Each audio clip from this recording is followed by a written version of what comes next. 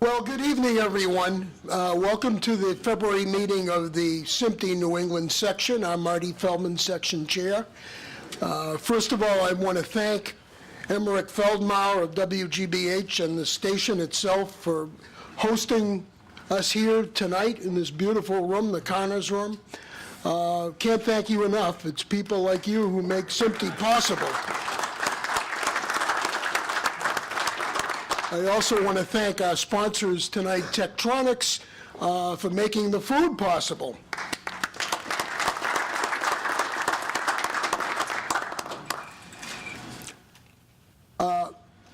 Before we go on, I'd like you to meet Dean Leeson of Tektronix. He's the Northeast Regional Sales Manager, and he has a few words for you before we continue. Dean? I'd like to thank everybody for coming out tonight. It's a miserable night in February. No, it's not. It's actually quite delightful, and it's unheard of. But on behalf of Tektronix, we really do thank SMPTE, WGBH, and everyone for welcoming us into their home here.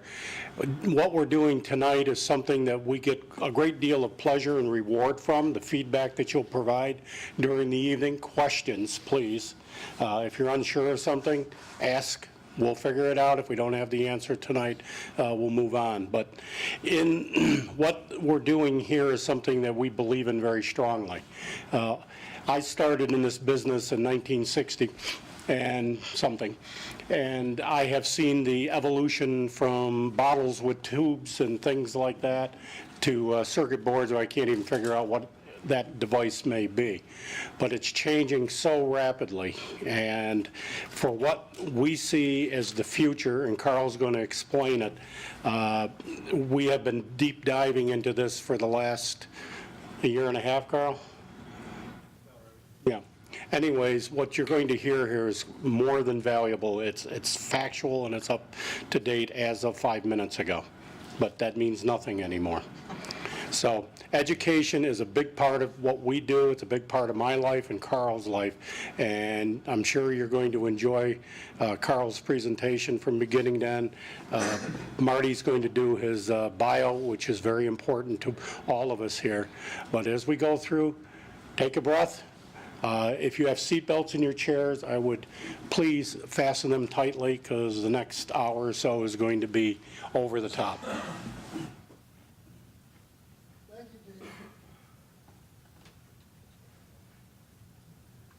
One other person I want to thank, and I don't want to forget this, is the gentleman up back, Paul Beck, Mr. SMPTE New England, and he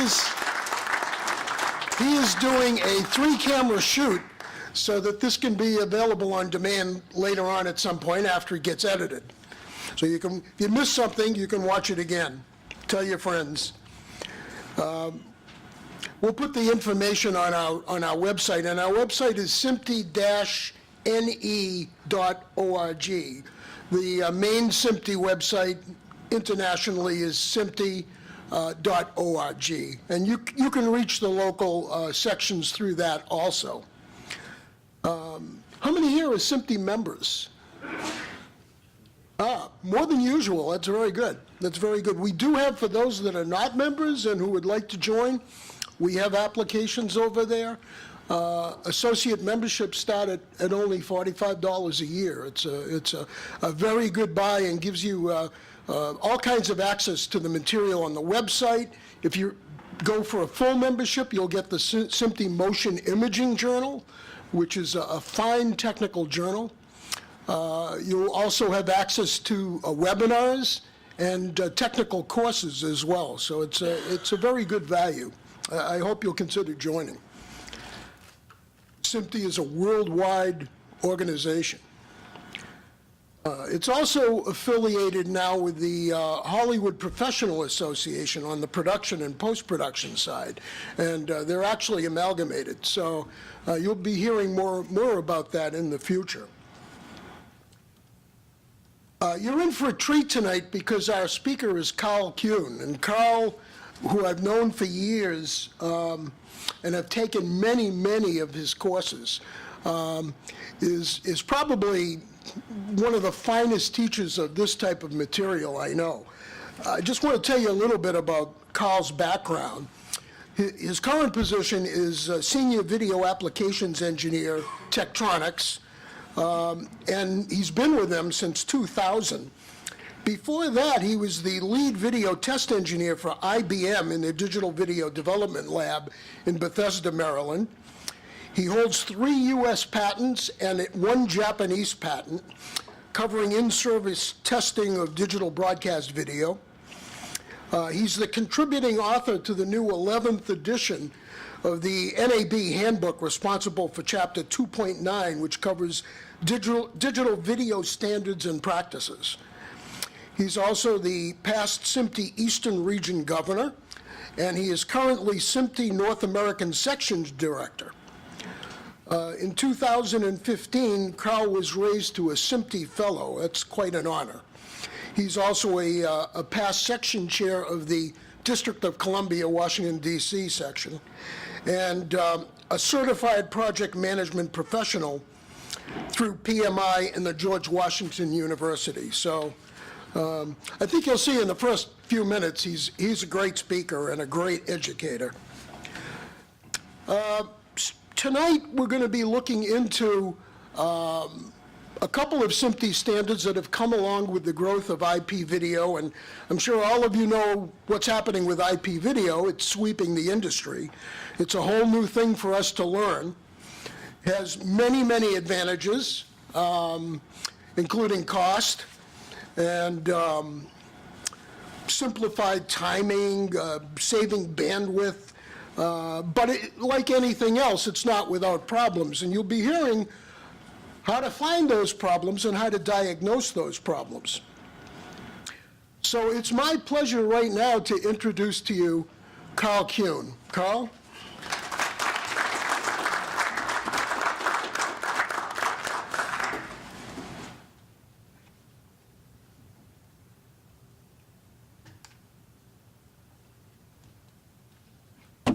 Thank you, Marty.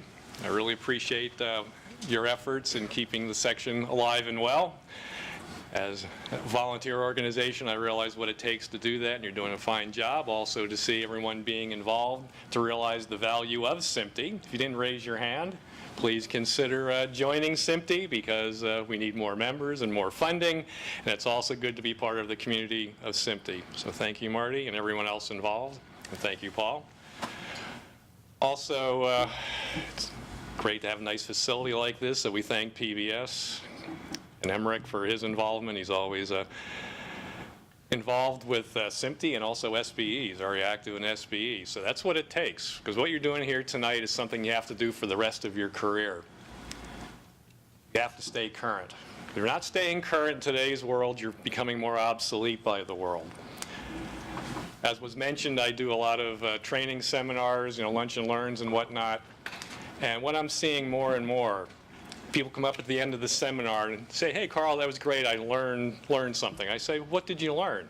And I've actually had several people recently say, "It's time to retire." I go, "So what Tektronix does, we do technology seminars, and also we do pre-retirement seminars." So if you're at that point in your career, this is one of those moments.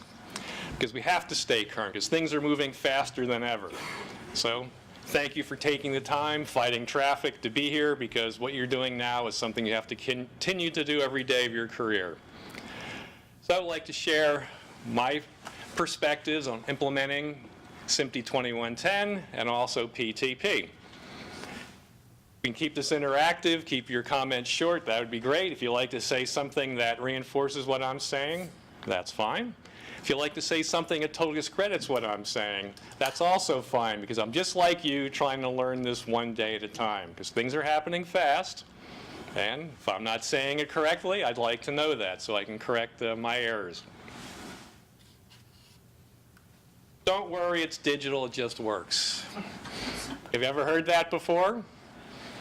Back in my previous life, before coming to Tektronix in 2000, I worked in an R&D lab at IBM on various video projects. In fact, I worked with Tom Tasker back in the good old days. And back when I first started, when I interviewed for the job, because I had a reputation of knowing analog video and testing analog video, and I heard about a digital video lab, Bethesda, Maryland, I said, I'll go talk to somebody, because my project I'm on now is kind of slowing down. And it turned into a job interview, and it turned into a job offer. And I made it clear I knew nothing about digital video. Nothing. They said, oh, that's fine. Nobody else does either. I go, okay, fine. This is R&D work. And what I learned quickly is what management was telling me. Don't worry, it's digital, it just works. If that was true, a lot of us wouldn't have a job right now, because it doesn't just always work. You have to make it work. So what I learned kind of slowly, because management was saying you don't need test equipment, you reboot it, you configure it, it should run until you pull the power cord someday. Well, it's not quite true, because what I learned, trying to put it all in perspective, is analog degrades gracefully. The longer the cable run, the smaller the signal gets, and it goes off until it's noise and hiss, snow on the screen. I like to use medical analogies in my training because you need a reference point of something you understand today to move to the next level. Analog is a patient that tells you all its aches and pains. You're the medical professional. You look, you listen, you figure out what's going right, what's going wrong, and what to try next, what test, what treatment. It's the same thing with analog. It tells you all its aches and pains. Because analog is a window into the electronic world. With your eyes and your ears, with your years of experience, you're connecting what's happening at the physical layer. If you have hum, you see it on a scope, you'll see it moving through the picture. Crosstalk, hum, hiss, high-frequency roll-off. Hook up an instrument, you can see that on a scope, you can see it with your eyes and with your ears. It's a one-to-one relationship. It drifts over time. We all know that. Analog can work when it's very impaired. Analog will work with its dying breath. You decide when it's not good enough. I work a lot of military customers, live outside of Washington, D.C. There's no such thing as digital video on the deck of an aircraft carrier. They don't do it. They want analog, because analog will work with smoke billowing out of the equipment, and the signal will still get through until it's totally gone. You decide when it's too good or when it's too bad, and you decide what you're going to do about it. Digital has a cliff effect.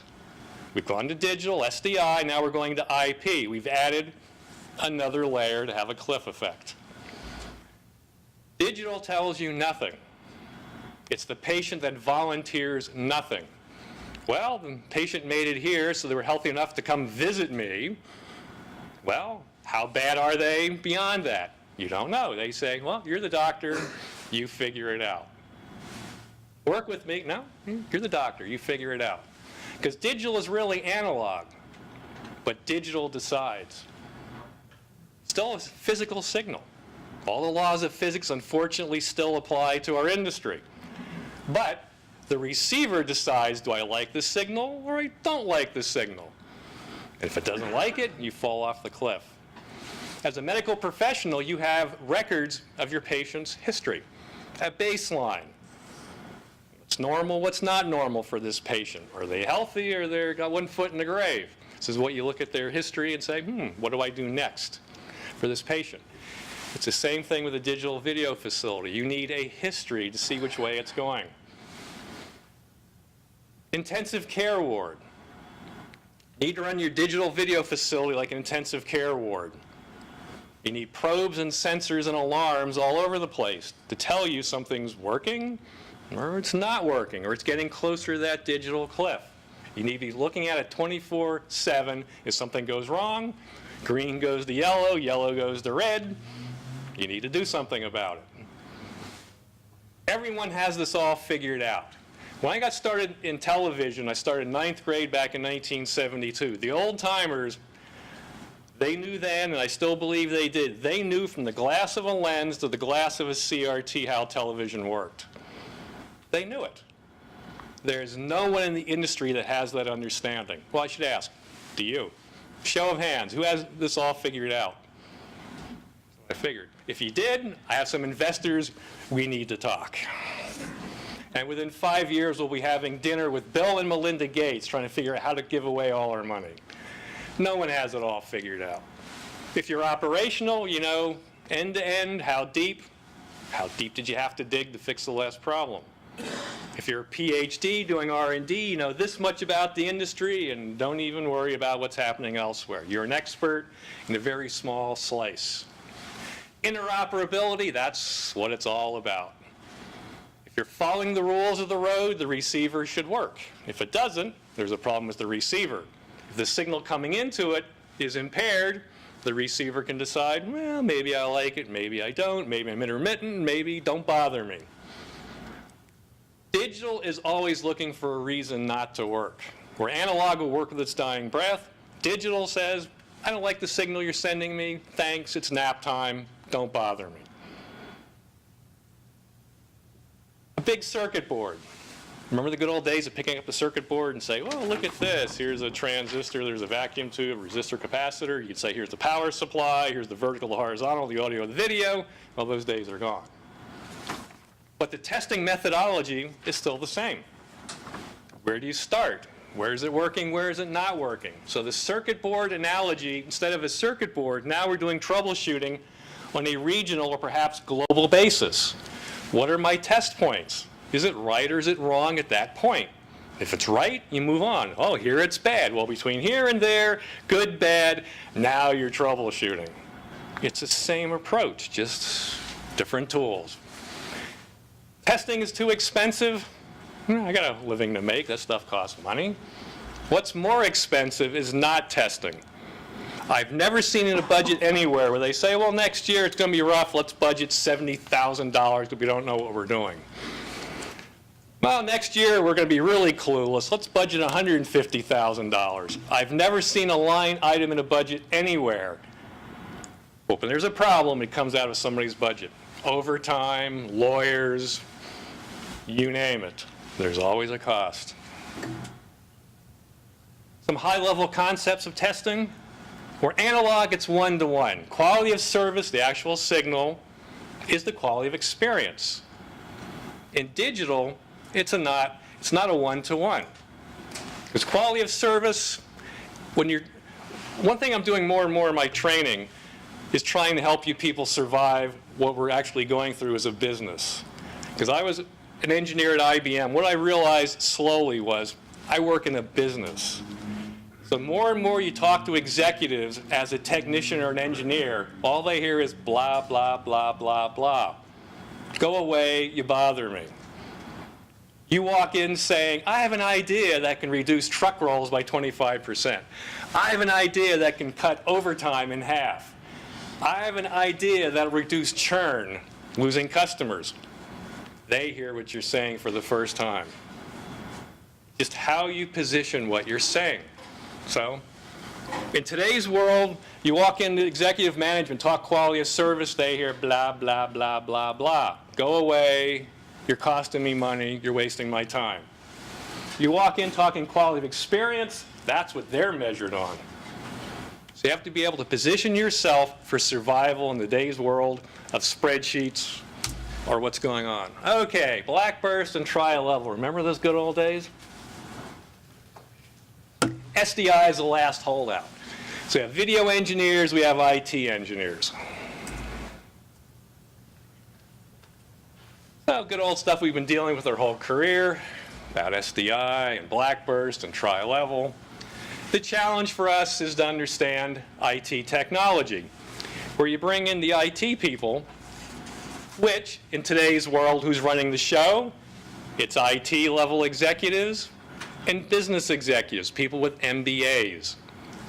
So what we've got to do more is prove our worth, prove our value. You have to be seen as a business asset, not a business liability, because liabilities get cut. Assets grow. So we have to remember that. So when you're talking to engineers, more and more they're IT people, not video people. And more they're business people, not IT or video people. They didn't work their way up through the ranks. That's pretty much a thing of the past. We've got to prove ourselves to these people. It's all about where we're going. It's about IP flows, protocol, network traffic, configuration. Nothing works until it's configured. Nothing works until it's configured. The good old days of BNC connector on an output, BNC connector on an input are going away. What's an in, what's an out? What's on a connection? Possibly everything's on a connection. That's the world we're going to. So with IT people, like my son has his master's in cybersecurity. He's responsible for a global, highly secure military network. He has no idea how smooth his network is. I don't care. I don't get any complaints. People get their files, they get their emails, they get whatever they're moving around. I don't get any complaints. How long does it take to get a file from point A to point B? Whatever it takes. We're doing television. Every pixel's got to be here right now in the right order. That's the challenge. We've got to understand IT technology for video people. The IT people have to understand video technology. And where they are usually out of touch is we need everything right here, right now, smooth. If you want to start keeping score, I'm going to say the word smooth a lot, because that's what it's all about. SDI plant. Oh, look how complicated that is. That's your grandfather's SDI plant. Put on your seatbelts, as Dean said. This is the simple world we're going to. This is what all the cool kids are doing right now, an IP video plant. Look how much simpler that is. What could possibly go wrong?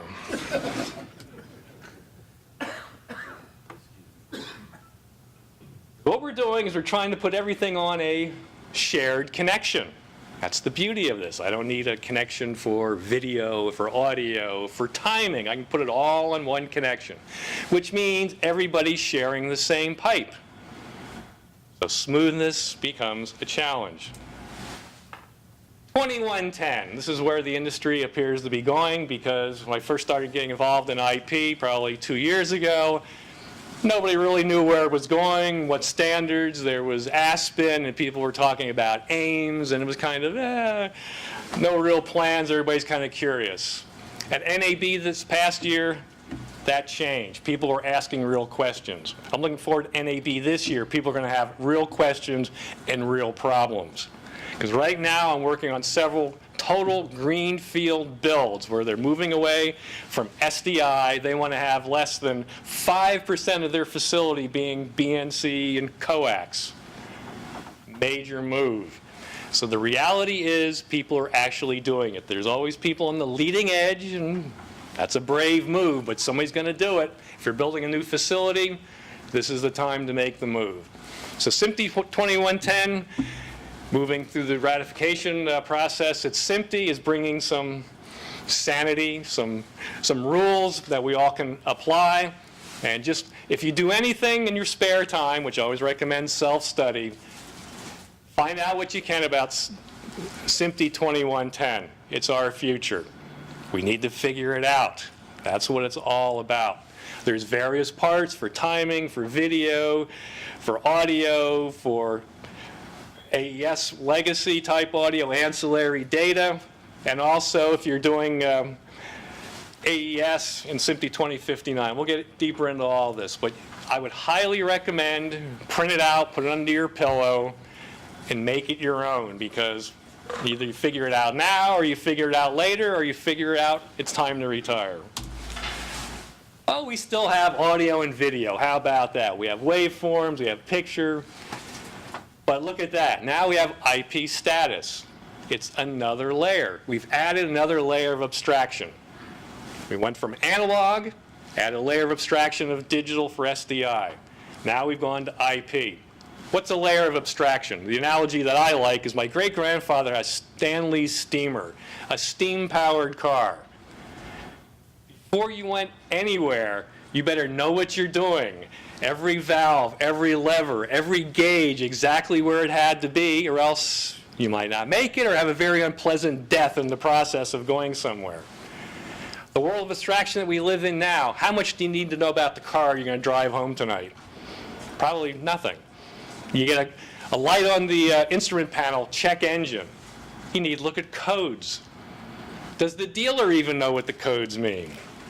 Cars now, my brother-in-law has a Mercedes SUV, and they said, because he has this constant intermittent of trailer brake light failure. He's never had a trailer on the vehicle in his entire life. They said, we can keep spending money, you tell us when to stop. We have We don't know what's causing it. So he lives with his warning light coming on all the time. Layers of abstraction. You need tools to see the invisible. And oh, guess what? With this 2110, we still have the elements of video. Basically taking SDI video and chopping it up and putting it into a stream. So we still need tests for seeing what format is it. Is there SMPTE 352 identifier of formats and color space? Bit level, CRCs. One of my favorites, CRCs and checksums. That a CRC is done on every single line of video. There's one for Luma, a CRC for Chroma. It totals up all the ones and zeros in each line, comes up with a number, inserts it into each line of video, and that travels with each line of video.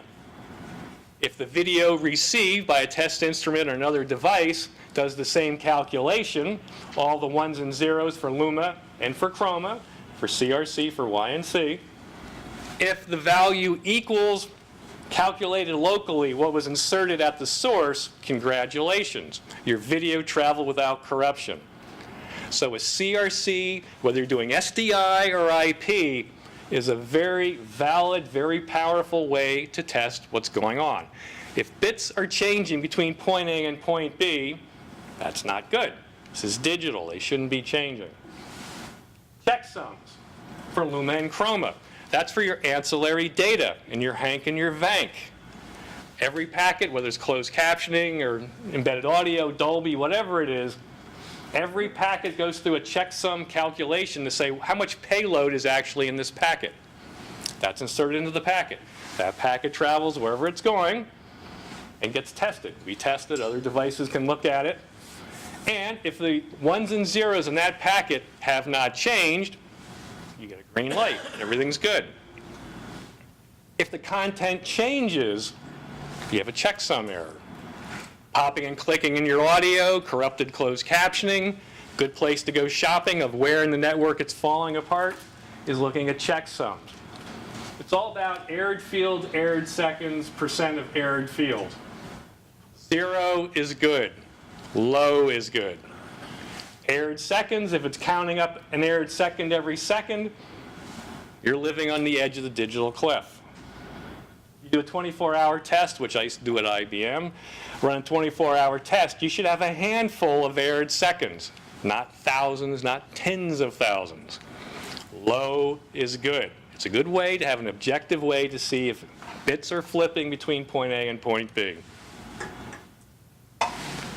IP graphing. Now we're moving to another layer of abstraction, the IP. Smooth is what you want. Min, max, and mean. The tighter those numbers are together, the smoother the network. The more variation there is between, this is packet interval timing. How often is a packet coming in? Smooth is what you want. So min, max, and mean, if they're tight, you're good. A nice flat graph like that, that's what you want to see. It starts having signatures to it. Square wave, triangle wave, sine wave, random who knows what. That means you have instability in your network. How do you get instability in your network? It's all about configuration. Every device in your network needs to be configured so it's not oversubscribed. Because in data communications, you can lose a packet, it can be resent, or there's forward error correction. We don't have that. We're not doing that in video. I need every packet to get here pristine. There's no resending, there's no fixing it. We're not doing that. So if anything in the network is not up to the task, configuration, or it's the wrong hardware, or quality of service adjustments you can do on individual ports, on a router, for example. Everything needs to be configured for what you're asking it to do, and if it's wrong, you start seeing instabilities. RTP sequence errors, didn't have it in this example here, but every packet needs to be in the right order. If packets are out of order or dropped, that's a hit. And in our business, we need every packet right here, right now, in the correct order. You start seeing signatures or start having count-ups, you have hits in your stream. CRC, we're doing CRC graphing. Cyclical redundancy check, like we said before, as far as looking at the ones and zeros for luma and chroma. If I start seeing numbers go up, that's an SDI layer impact to my system. Packet interval timing, showing another example here, not as smooth, but what it's all about is making sure you don't have buffer overflow or underflow. Min, max, and mean, the tighter the better, the smoother the graph. You can zoom in, zoom out for seconds, hours, to see if there's trends.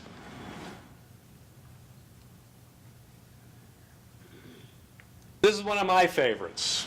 I like distribution curves. This is a fairly healthy looking network. As the bell curve goes, this is absolutely perfect. This is an ultimate disaster. So you want a distribution of a bell curve. So what that's showing me to the right is early. If the left is early, to the right is later. Because this is time and count. It's a logarithmic scale. So there's a lot of packets. If you're up near the top, there's a whole lot of packets, logarithmic. What's trying to show you a visualization of the smoothness of your network. This works for 2022-6, 2022-7, 2110. It's all the same methodology. So whatever flavor you're doing, smoothness is what it's all about. So if you have a lot of packets being bursty early, that could be an issue with overflow. Too many packets coming in at one time. To the right is later. That's where your buffer goes into bit starvation. There's gaps in the content. I need my packets nice and smooth. They all come in one lump. I go into overflow, and then there's bit starvation. So there's packet instability. If you have a network that looks like that, congratulations. This would be if I had a measurement device hooked up directly to a video server or a player. This is so good it's not realistic, which means all my packets are basically coming in the same time, which isn't a very busy network. It's not a real network. But if you see that, you're lucky, or it's a very small network that happens to be working very nicely. For this example here, I finally thought about it long enough. I said, why do I always see that spike over there to the left coming in early? Our development engineer said, oh, good question, because IP is smart enough to know when a packet is finished, it's sent. So there's roughly 4 to 5 packets per line of HD video, of 1080p. So I get to the last line, the last packet, it's not a full packet.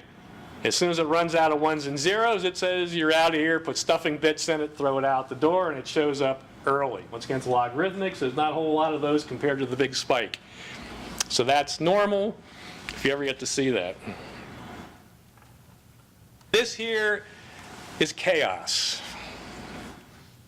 This trophy was bagged at a network down in Florida by my counterpart in Atlanta. He was called in because it was finger pointing galore. Have you ever heard of finger pointing? I'm sure you've never done it, maybe you've read about it somewhere, where it's everybody's fault, it's nobody's fault, but if all the fingers point back to you and you go, that's the world we live in, because in the layers of abstraction, when something doesn't work, why doesn't it work? Well, I want to take a 3-day weekend, so if I can blame somebody else, I'm out of here on time on Thursday. Finger pointing. It's a waste of time, but believe me, it's happening somewhere right now. So he went down there. This was finger pointing galore between all these vendors, and everybody saying, it's not me. How dare you insinuate it's me? He hooked up the prism on the table over there, got this trophy right here, and said, before the switch, it's good. After the switch, this is what I'm seeing. Okay. Now you guys tell me how you're going to fix it. I came in, the judge, jury, and the executioner, looking into the invisible. This supposedly went on for weeks. Swapping this, firmware upgrades, rebooting galore. Came in and said, okay, this part of the network is the problem. Everything after that's chaos. Everything before that is working. Thank you very much. But you need tools to look into the invisible. And now we're looking at, let me see here, path 1. What we're looking at is Packet interval time, more of a real network I'm showing you here. Packet sequence errors, this is that network that John captured in Florida. Oh, we have all those errors, what, 26,000 errors in the last few minutes that he's testing. That's what's known as a non-functioning network. Chaos. You don't want to see that. Timestamp delay factor, another term we're going to get accustomed to as we move forward into the world of 2110. RTP packets have a timestamp built in. When they come into a test device, they're re-timestamped. So it's a comparison between the two timestamps.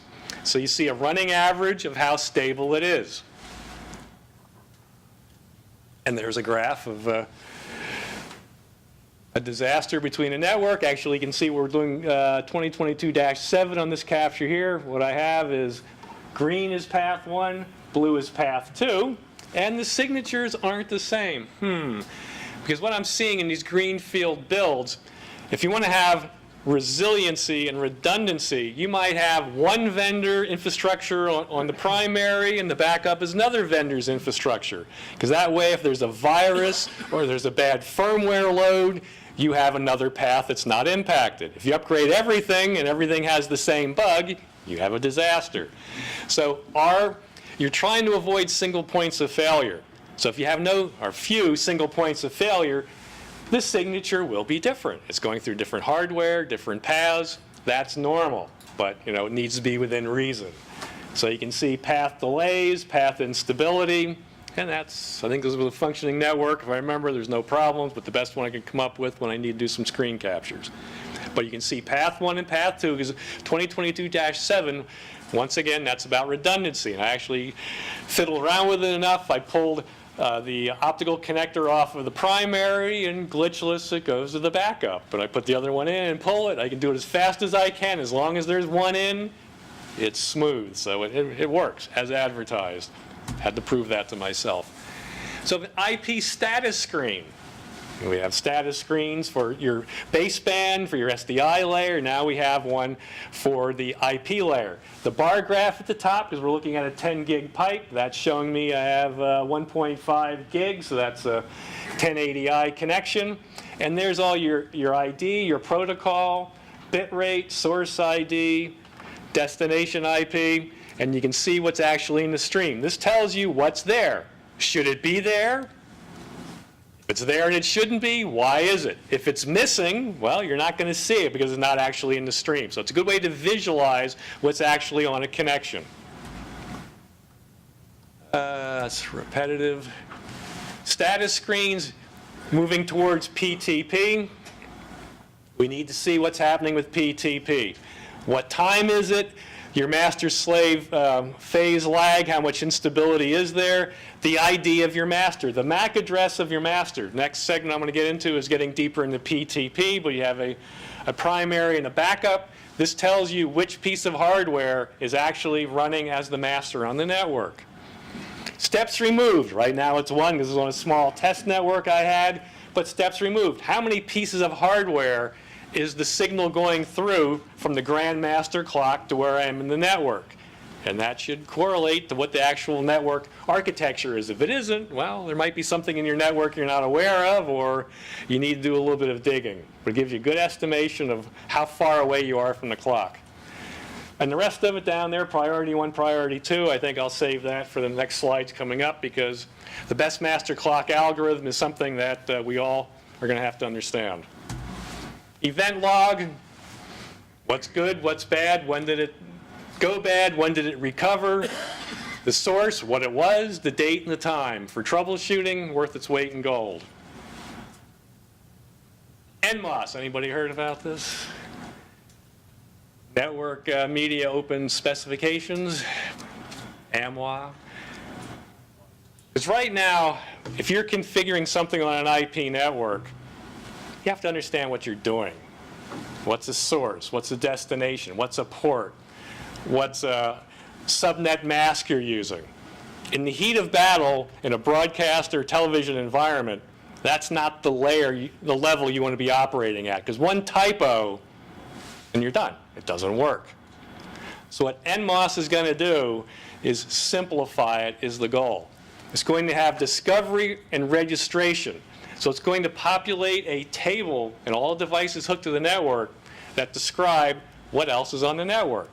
So get more to button pushing. I want to connect this to that, and there it goes. Because the registration fills in the blanks. It's not a human keyboard input. It's more configured, baked into the system. ISO 5 would be the next layer of evolution in the spec from NMOS that we're working toward, is connection and management of the actual network. You have to discover it and register it, then we have to actually do controlling of it. So I would also pay attention. We talked about 2110. I'd read the spec on that.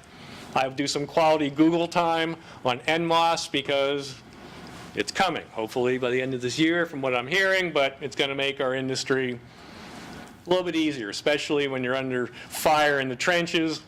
We don't need to be worrying about keystroke errors. Precision time protocol. Anybody working with it? Well, is it easy?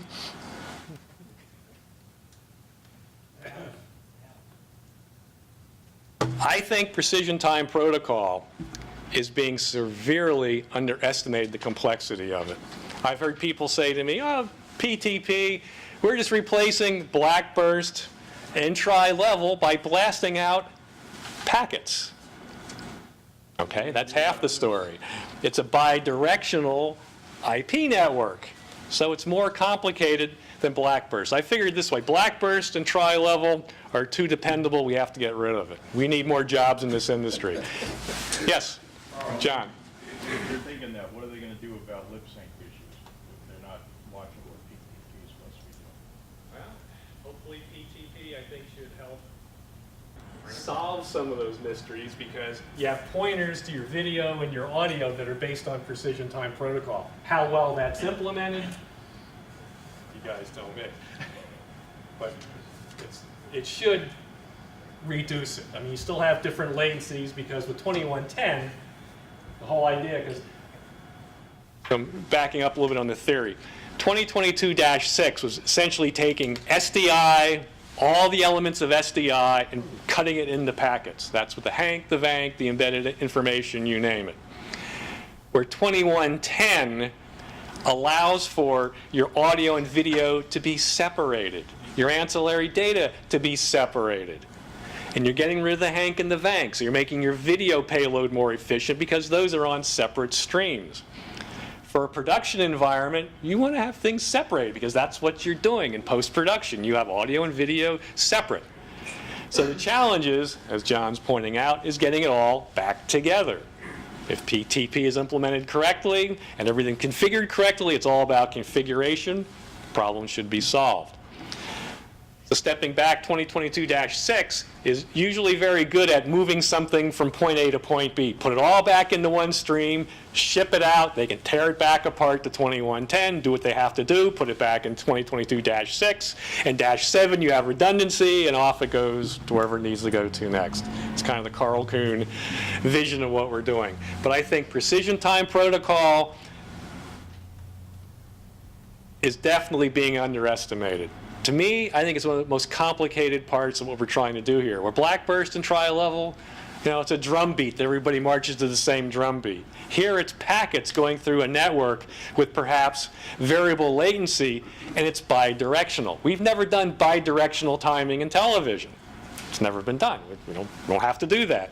Well, now we do. Remember the good old days? Timing issues. I said I got started in 9th grade back in 1972. Really, I got started in TV around 1961 or 1962. I was a remote control for my dad. Hey, get up, turn the channel. I learned to count from 2 to 13 at a very young age because of that. And then as I got a little bit older, I graduated to the horizontal and the vertical. Ah, don't touch it yet, it's not warmed up. I wanted the V and the H, I was right there. And then we got a color TV in '68, and we had all the drifting issues of RCAs back in '68, so I was Mr. Tweak the Knobs, and look where I ended up. So anyway, timing issues. So what we're doing with precision time protocol, we have a master clock that's blasting out packets to the network. The slave devices, that's all the devices that are timing to the grand master clock, receive it and then send back information to say, you're telling me it's that time, I think it's this time, what do I do? So it's a back and forth of packets until it dampens out, because they're not going to be locked up. You have 5 seconds to lock up. That's what the spec says. I've yet to see that fully proven. But packets being blasted back and forth until things zero out, that the master clock and the slave are synchronized. This is bidirectional over who knows what kind of traffic in a network. Configuration is everything. The point to make, smoothness is critical when you're trying to time a network. How can you time a network on an unstable network? You can't. So we need stability. Everybody's saying, oh, we're going to save all this money by going to IP. We can buy commercial off-the-shelf COTS. Well, that's enterprise, business class we're talking about, not the cheapest thing you can find on Amazon. Because I think the real challenge is to make sure any port that's involved with PTP has a quality of service that recognizes PTP as the most important packet it's going to see. It's tiny, it's kilobits. We're talking gigabits for the video. So switch has to be able to say, okay, video, step aside, here comes PTP. It comes in and goes out as fast as it can, and video, you follow in behind. You're talking kilobits compared to gigabits. But that's the whole thing. The switch must be, any device must have a quality of service enabled. It must be PTP aware, precision time protocol aware. So when you're buying hardware, that's the question to ask. Does this piece of hardware, is it PTP aware? The answer is no. It better be a very small network you're dealing with. If you're talking about a big network, things will fall apart because the packets might get dropped, they get delayed, and things fall apart. Yes? You haven't really talked about separating traffic on different networks. You really talks about having everything in one network. Isn't that a better idea to have multiple networks? I've heard some people say, we're putting our PTP on a separate network. We have some hardware people in the room. Is anyone actually doing that? I think the goal of this, from what I've seen, everything is on the fewest connections you can get. I think you're going to fool yourself doing that. Well, hardware vendors, I'm just the test guy. Hardware vendors, your comments, yes? Is PTP being implemented the same way? Is it a You standard? want to hit the button on the microphone, somebody, so we get this on tape? You know, on the microphone. Anyway, you can do that for me. Paul asked me to do that. Sure, like if I could Big figure out, button. I'm gonna let the genius figure out. You just over push here. Just the center button, there you go. Appreciate it.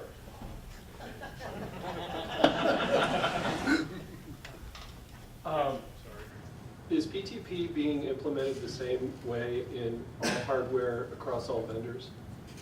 Vendors? And approximately how widespread is it?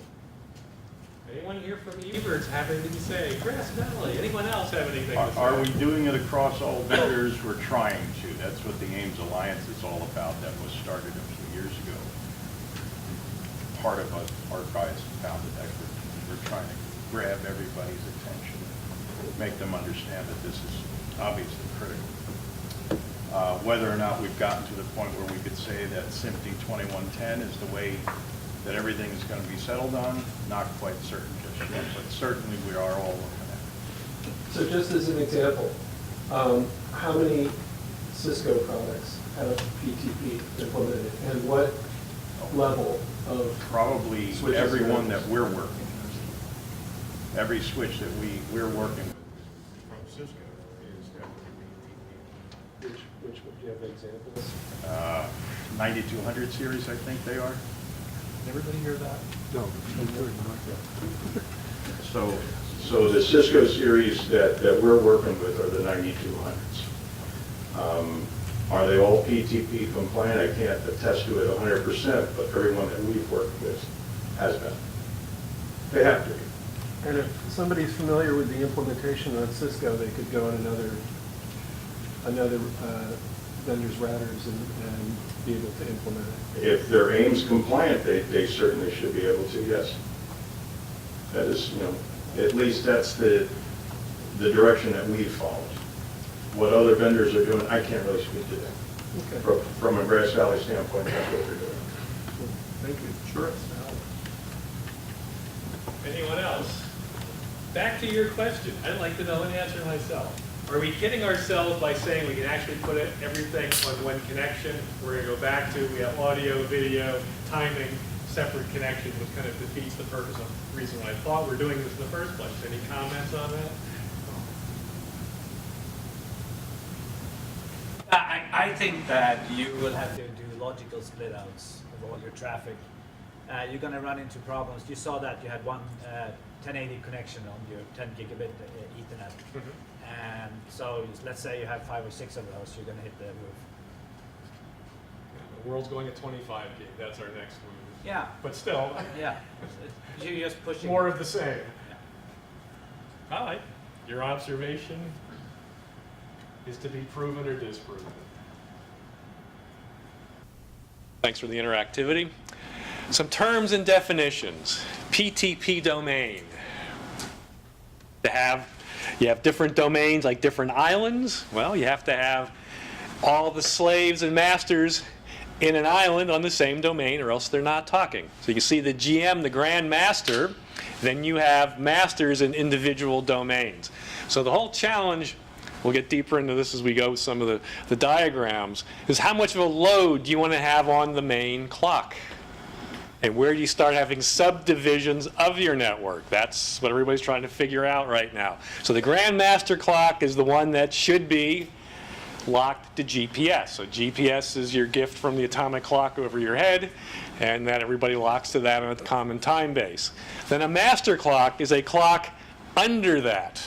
That's locking to a Grand Master clock to take some of the load off of the Grand Master. A slave clock is all the devices that are in the network. This might help you visualize a little bit better. We have transparent switches and boundary switches.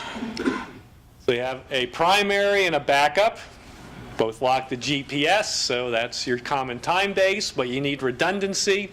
So your primary is the one that is the Grand Master clock, and I'll get an explanation of the best master clock algorithm coming up here. So you have transparent switches between those.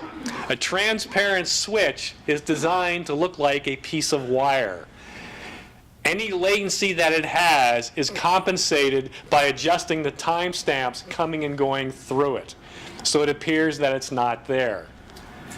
A boundary switch is a boundary. All the devices under a boundary switch, these packets I'm talking about going back and forth, so by having a boundary switch, the boundary switch talks to the Grand Master and keeps the time correlated with the Grand Master. Then a boundary switch talks to everyone in the kingdom, the slaves below it. So that way all your PTP traffic is not having to go all the way up to the top to the Grand Master. So by having boundary switches, you're trying to maintain stability, because a Grand Master can only handle so much traffic. Configuration, configuration, configurations. One of the modes that a Grand Master can be in is with negotiation or without negotiation. Without negotiation means every request for time must be answered. Without negotiation, there's no negotiating. It must respond to every single request for time coming out of the network. With negotiation, the Grand Master can say, I'm busy right now, you free run for a few milliseconds and things will be cool. That's good, but eventually your network becomes unstable. If everybody's free running more than they possibly should, at some point it could fall apart. So without negotiation is the most accurate, but you have to make sure that you're not oversubscribing what it can handle. And the realities of that are still being decided. So boundary switches, the more the merrier.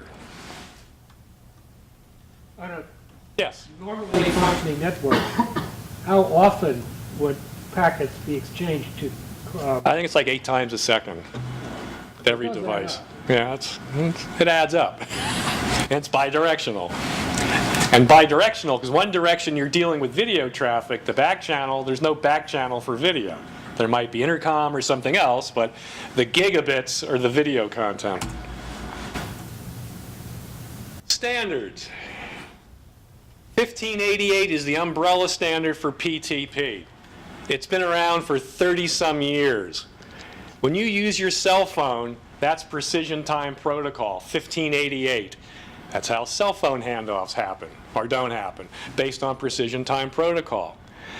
Robotic automation, like automotive assembly plants, are all precision time protocol. When you're lining up big pieces of steel to get nice gaps between doors and whatnot, and fenders, all the robotics are choreographed on precision time protocol. So things line up real nice before they get welded together. It's also used, this is a big one, the financial industry is all based on precision time protocol. Because you're moving billions of dollars around the planet for legal reasons. You need to know exactly who did what, when, and where. So if you're looking for experts in PTP, the financial industry is a good place to go shopping. Plus, what I've learned by financial industry people, there is no waiting around. There's not like, oh, we'll put in a trouble ticket and we'll get back to you tomorrow. It's the financial industry, which is 24/7 global industry. So people in that industry realize, like the broadcast industry, I got a problem now and somebody's got to deal with it now. So a little bit of trivia there. So under 1588 for SMPTE, which is us, for doing television, you have SMPTE 2059-1. How do I have precision time protocol align with SMPTE time code? That's what we use in television. What are your pointers? How do you interact? How does it connect? 2059-2, we're going to spend the rest of our careers dealing with the -2, is how do I actually make it work? What's the configuration issue? So if you do any reading, 2059-2 is what we're going to be dealing with the remainder of our careers. Then for audio, you have AES 67 for timing audio networks. Best master clock algorithm. If you're doing blackburst and tri-level, you have a primary and a backup. If there's a failure, you have a changeover unit between the primary and the backup. You have physical relays, electronic relays, you have a hopefully seamless switch between the two. So how do I do that in the world of packets? This kind of struck me. If I ask you, where's the internet? Where's the internet? Anybody know? Can they point to where it is? It's in your. It's everywhere. The internet is everywhere, but it's nowhere. The Carl Kuhn perspective is at some point video networks will also get to that point. Where's my video network? It's everywhere. How do you time a network that's everywhere? You need an automatic algorithm for deciding which clock in this vast network is actually the synchronization for the entire network. Best master clock algorithm. We're going to spend a lot of time configuring this stuff, so if you have any input on this, let me know. Priority 1, these are actually configuration menus in your signal generator. That's the SPG 8000A from Tektronix, does blackburst, tri-level, and precision time protocol. For precision time protocol, you have a series of menus you must configure. Priority 1, what I have seen and what I'd recommend until being told otherwise, all the devices in the network are at the same number. The lowest number wins. Default is 128. Everybody's at 128 or 127. At this level of the voting, they're all even. You're trying to decide who's the next king. That's what this whole thing is about. Which SPG, which time source is actually worthy of running the entire network? And the devices vote on this. Priority 1, they're all equal. If they're all equal, then you consider, are they locked to GPS or free running? Well, locked to GPS would get my vote compared to free running. So if they're all locked to GPS, you still have a tie. Clock accuracy, clock variance. Well, you buy Tektronix 70 years of stable circuitry, well, let's say they're all even. So we still want to have a tiebreaker here. Between all my clocks in my network, they're still stable. Priority 2 is where a decision could or maybe should be made. The lowest number wins. If all my clocks are stable, they're locked to GPS, I want to decide which one I want to be the grandmaster clock. The lowest number here wins. Unless something above it changes. It loses GPS lock, well, you're not worthy anymore. So there's a pecking order of deciding which one is running the show. If you have multiple clocks at different locations, well, they have to decide which one is going to actually run the network. So when this voting process is going on, it's decided, then the winner starts sending out announce messages to tell the kingdom, I'm in charge here. If that unit goes away, you pull the power cord, it's no longer sending announce messages to the network. The network says, woo, who's next? And it goes through this voting process.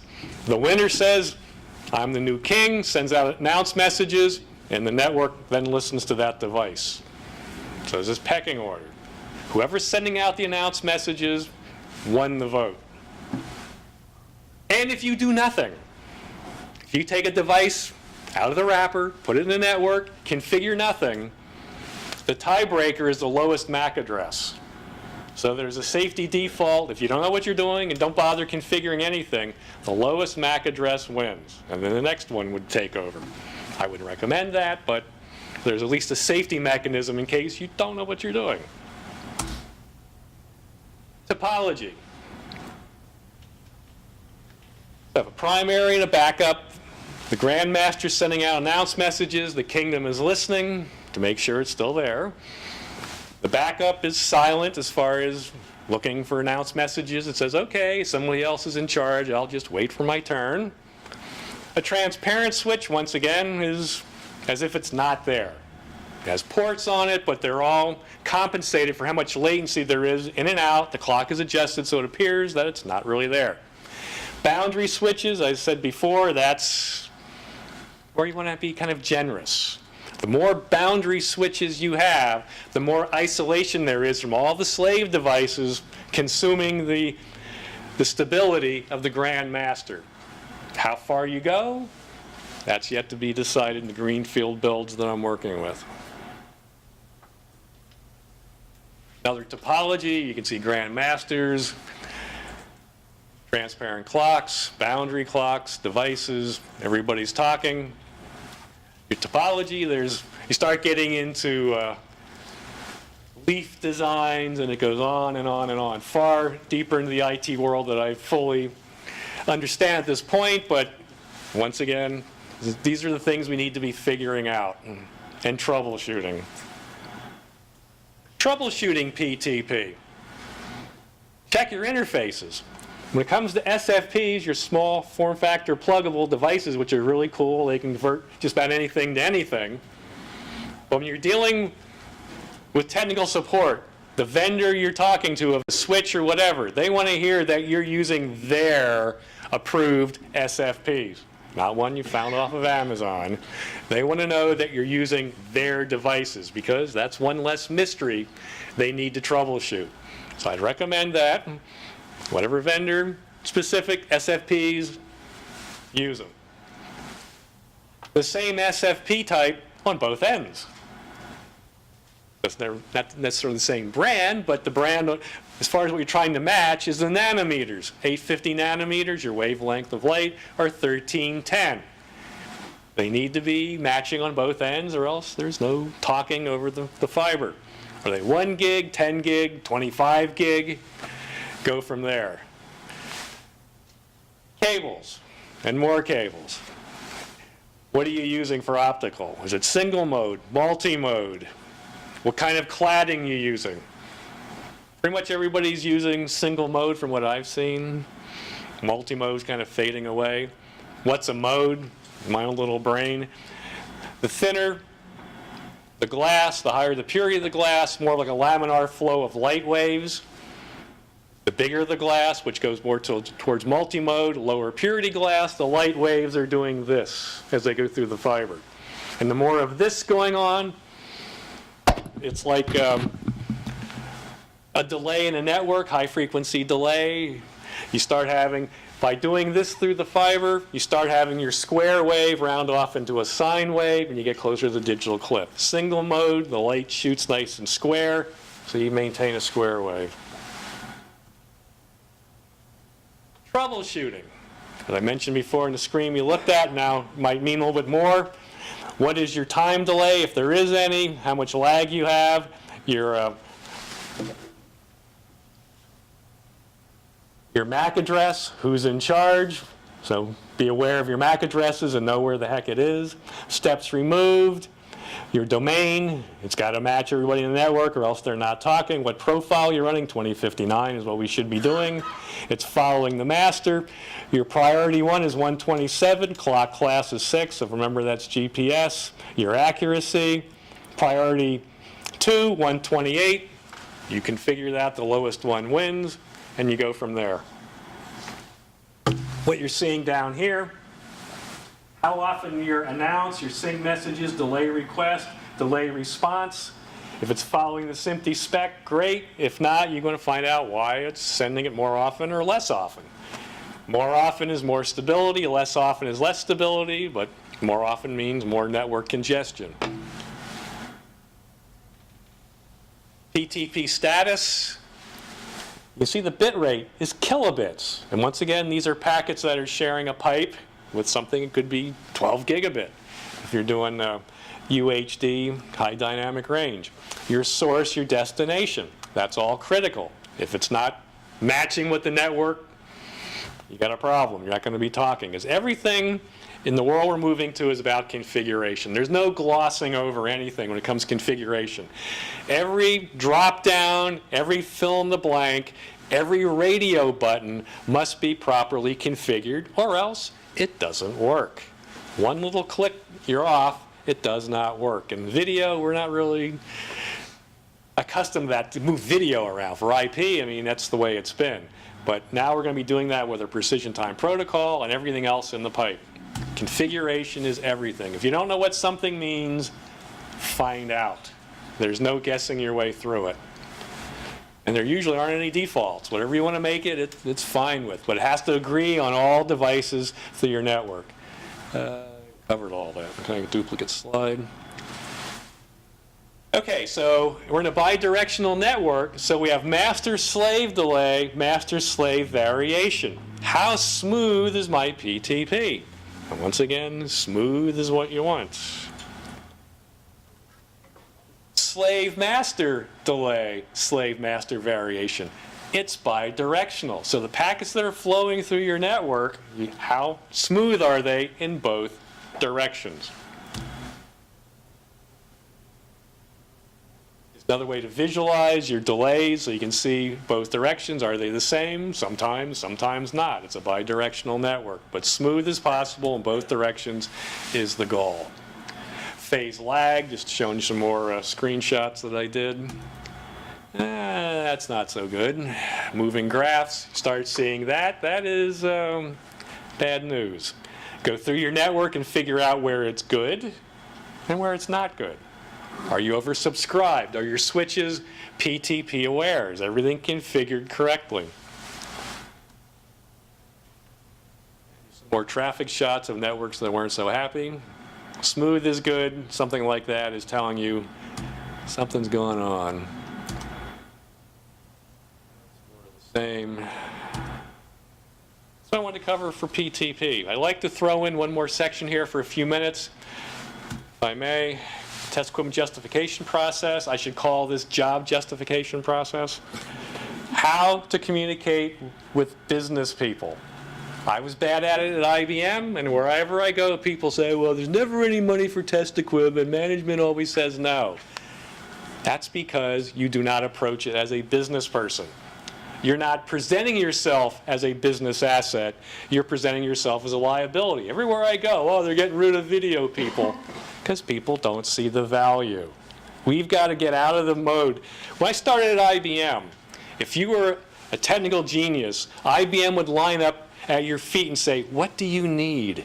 Well, I'd like some senior scientists, I need a bunch of associate engineers, I need some technicians, I need 5,000 square feet of lab space, I need $1 million worth of equipment, and I want to do it in Luzerne, Switzerland. And they would say, okay, we'll get you set right up. Then in the mid-90s, I learned the hard way. Technical genius, they would say, you're expensive, why do I need you? It became a business. And test equipment was an expense. I got shot down at a meeting one time. I said, here's what I need for this project. And when this changed, I didn't realize that management said, what's your business case? I'm a lab rat. I don't know. What do you know? Business case? What do you mean? Son, what I mean, if I give you $1, how do you give me $1 back? I had no clue what that meant. Well, whatever I needed, I got. Well, the day changed. It was a return on investment. Everyone here is either an asset or a liability on a spreadsheet.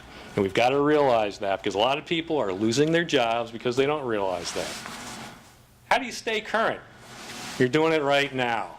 You got to get management buy-in. If you want something, whether it's test equipment or a roll of gaffer's tape, what is in it for management to say, yeah, you're going to spend $1, we make more than $1 by you spending that. We've got to get into that. So what you always need is an elevator pitch. Well, I hear what you're saying, but whoever needs to approve it, they don't get it. They get in the elevator with you and they say, all right, Kuhn, what's this? You need $250,000 of test equipment. You need to have a story that hits them between the eyes within 30 seconds. They walk out of the elevator saying, why aren't we doing that now? You made your point. If it's not in the budget, it doesn't exist. It might take you 6 months, 12 months, 18 months to get something in the budget. You got to work at it. A current wish list. Anybody have a test equipment wish list or a wish list of what they need? Oh, Emmerich, how about that? He has big wishes. I'm sitting next to Dean. Works for me. Me, as an application engineer at Tech, what I get is a phone call usually on a Wednesday or a Thursday. Hey, Carl, what are you doing? I go, oh, I'm doing all right. What should I buy for test equipment? Wow, what's going on? I haven't seen you in a year and a half. Well, I got money I have to spend by the close of business tomorrow. What should I get? Whoa, whoa, whoa, whoa, whoa, whoa, whoa, whoa. What are you doing now? What are you going to be doing next? Well, we're going to be doing this and doing that. Okay, here's what I suggest. You have a wish list that's prioritized. To keep this place lights on, I need this. If it's raining gold coins, I'm going to get this. So management says, oh, I can't afford all that. You're out of your mind. Cut the list in half. I see what I can do for you. No problem. I can cut the list in half right now. Here you go. Whoa, okay. I think I can get that much money. Because the bluebird of finance flies in the window. You want to be the first person in there with, here's what I need, and here's why I need it with a business reason. Reduce overtime, legal issues, churn, truck rolls, you name it. It's persistence. We're successful people. And the way we got there is by being persistent. My two sons, both engineers, I always get a call, about mid-semester, oh, I don't know, this professor is not going well. I told both of them, I said, you have no plan B. Persistence. To me, people that measure effort are usually very limited in their success. Well, I did this and that, and I guess they didn't like me, and whatever. People who measure results are more successful because the effort they put in, they're not measuring. Persistence is how you get to success. What's the cost of not testing this or whatever you're doing? If we don't do it, what's the cost of not doing it? Not the cost of doing it. What if we don't do it? Because the cost is always more. Unknown unknowns, the train wreck that nobody saw coming. That's called risk. And risk in the project management world is big. You reduce risk, I hear what you're saying. Impacts, rework, that has a cost. Not meeting delivery specifications. Your work is rejected by Netflix again. That's not good for the business. Schedules and budgets. People kind of notice that stuff. Oh, we're late and we're $1 million over. Oh, well, no, it doesn't work that way anymore. It's all about meeting schedules and budgets. Advertising revenue. When I was a kid outside of Philadelphia, there was 4 TV stations and 3 newspapers and a dozen radio stations. Where do you advertise? Take your pick. Where do you advertise now? It's endless. There's only 4 ways money gets into this industry: advertising, subscription, government subsidies, and the new one is selling your personal information to somebody. And advertising is still a big one. Legal contract issues, life and death situations. At IBM, when I wanted test equipment, management said, well, I don't think you need it. Give me $1, $2 for every dollar I give you. I was working with the patent attorney on one of my patents. Another attorney said, how's everything going on that project down in the lab, Carl? I go, well, it's going well, but management doesn't see a need for test equipment. They said, what did you just say? We have an IBM lab with a multi-million-dollar contract, high visibility, and you guys are down there without test equipment. You go, yeah. They said, that must change. We can't afford the risk if something goes wrong. And to say, oh, well, we just didn't know what we were doing. Life and death, military, medical, you name it. If you don't do it and do it right, that's serious. Truck roll, churn, customer service issues, that's an expense. Unknown good and bad parts sitting on a shelf. I'm sure you've never done it, maybe you read about it on the internet. In the heat of battle, you start changing parts. Well, let's try that, let's try this, let's try this. And eventually it works. What was the problem? Hey, I don't know, I fixed it, it's my job. Now you have a pile of equipment sitting on a shelf somewhere. Send it in for service. It's not free. If it's out of warranty, you spend $10,000 to find out one of the 4 units was bad. That's an expense. The real cost when something goes wrong. Speaking to management, which we've got to do, whether it's test equipment or saving our own butts, management might not be technical anymore, or they're not creative. They know how to make a spreadsheet, sing, and dance. That's why they're running the show. When I started at IBM, there was 15 levels of management between me and the top person. I guarantee it's not that anymore. And the people who know how to run a business are running it. Not the technical people anymore, maybe IT people, but it's not video people. Management by spreadsheets, that's all we are. Asset liability on a spreadsheet. Speak in business terms, they don't want to hear about gamut issues or packet losses or jitter. Don't want to hear about it.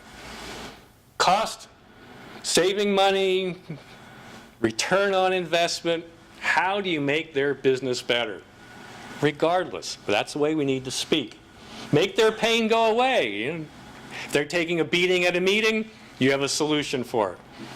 What's the cost of not testing? Write an easy to understand justification for a non-technical person. When you use test equipment, see how it saved the day and spread the news. Once you acquire gear, use it. I hate to go in and see test equipment collecting dust. Never open the box. Make sure management sees you using test equipment. Why do you need more? You're not using what you have now. Go away, you bother me. Read the manual. It's amazing what the test equipment you have today can do, but you've never figured it out. Oh, I never pushed that button before. Guy calls, hey, Carl, I need a piece of equipment that does whatever. You have it already. Oh, I didn't know that. Yeah, you bought it last year. Oh, okay. It's amazing. Where do you test? Point I'm making here, you can't gloss over a part of your network just because you don't understand it. End to end, you're responsible. End to end, you need to see what it's doing. How do you benefit on a personal level? We're professionals. It's called self-confidence. When you're in a meeting and somebody's saying you don't agree with, you don't have self-confidence, kind of, look at your phone, look at your shoelaces and say, well, whatever, they're the boss. But it takes confidence to say, I don't agree with the direction we're going. Whoa, what do you mean? Or to speak up to say, I fully support what you're saying and I think we should do this. It takes self-confidence. Be proactive, not reactive. I go to some facilities, I guarantee everybody's in panic firefighting mode any time of the day I walk into the place. That's a symptom of the root cause of everybody is reacting to crisis. Some places I think, oh, the hero always comes through. But they always have to be a hero to come through. That's not the way a business should be running. Proactive is what we should be as professionals. Less stress, I think we have enough in 2018. Reduce finger pointing, it's fun, but sometimes it's not so fun. Who has time to waste? Increase your worth to an organization. If they're looking to cut, you're the one that makes this place work. Well, that's as close as we get to job security in today's world. Enhance your resume. If you understand how to do all this leading edge stuff, what the specs are, what the equipment is, what the problems are, put that in a resume. It's a competitive world, and we're all competing, and you have to be competitive. So, thank you for giving me those extra few minutes. Hopefully this was of value, and you walk out of here with something you can actually use. Stay employed, everyone. Okay. Thank you. Questions, comments, opposing viewpoints? I have a question. Yes. How does the accuracy of PTE compare to, Black Rose? Is it as accurate? No. It's packet timing. So what was it, 1 microsecond, I believe, where in analog, it was a third excursion of the burst. I mean, we're doing packets, not pixels. It doesn't matter, it's that it's smooth and consistent, basically. Smooth and consistent, yes, but the accuracy, black burst is much more accurate. Timing pixels, here we're doing packets. Good question. Anything else? I'll be here all night. Thank you, everyone. Dean, Marty, any closing comments? Emmerich? Please communicate with us. Our web is probably one of the most technical advising devices that you could grab a hold of and get some good information. We do all kinds of seminars around. If you think you want an all-day, 3/4-day seminar, let me know, and Carl and I will be up here in a minute to do it in a hotel or wherever it may be, to really dig even deeper, because our all-day seminar starts at, as Carl says, it starts at voltage and works its way up to... This is time, this is voltage. So, Go from there. Is that PowerPoint available It will be. to download? Yeah, I'll send it to Marty. You put on a SharePoint or something? One of the great things about these things is not only do you learn, but you learn what you don't know and what you need to study. So I think you're very good at doing that.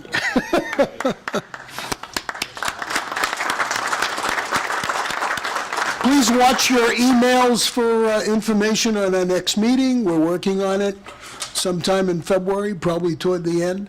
And also, we are looking, if you're a SMPTE member, we're looking for some volunteers for our nominating committee. There's certain criteria, but if you're interested, it's not heavy lifting, it's not a lot of work, but we are tasked with coming up with a slate of officers every year, and if we don't do it, headquarters gets very nasty, especially with me, so we need some help. Paul, do you have anything? No? Thanks for coming. Thank you.